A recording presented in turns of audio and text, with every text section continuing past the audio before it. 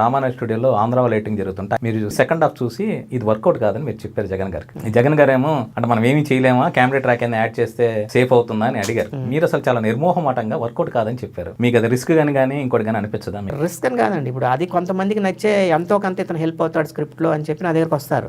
కొంతమంది హర్ట్ అవుతారు. బట్ వచ్చిన వాళ్ళు ఇప్పుడు అంతమంది ఎడిటర్స్ లో మేము ఎందుకు గుర్తున్నామంటే ఇతను ఫ్రాంక్ గా చెప్తాడు అనేది ఉందండి నాకు. ఇది నాకు రామానాయుడు గారు చెప్పారు.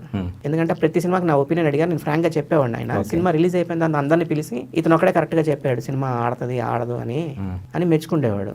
అరవింద్ గారు కూడా మాకు ఏం చెప్పారంటే డాడీ సినిమా ఇచ్చినప్పుడు చిరంజీవి గారు ఇష్టం అని అడిగాడు. అదేంటి సార్ అలాగే మాట్లాడుతున్నారు అన్నాడు. ఎడిటర్ అన్న అతను ఎవరిని ఇష్టపడకూడదు హీరో అని, సినిమాగా చూడాలి, ఫస్ట్ ఆడిటోరియం నువ్వు, ఇది గుర్తు పెట్టుకో, నీకు లైఫ్ కెరియర్ బాగుంటుంది అన్నాడు. ఎందుకంటే ఆయన కలర్ ప్రేమికుడు, ఆయన ప్రొడ్యూసర్. ఆయన చెప్పిన మాటని అలా పట్టుకున్నా. నీ ఫ్రాంక్నెస్ గా నీ దగ్గరకు వస్తున్నావు, ఎవరినో ఇష్టపడి సినిమా ఎడిట్ చేయడం అనేది ఉండకూడదు. సినిమా అది హీరో XYZ పక్కన పెట్టు, సినిమా బాగుందా లేదా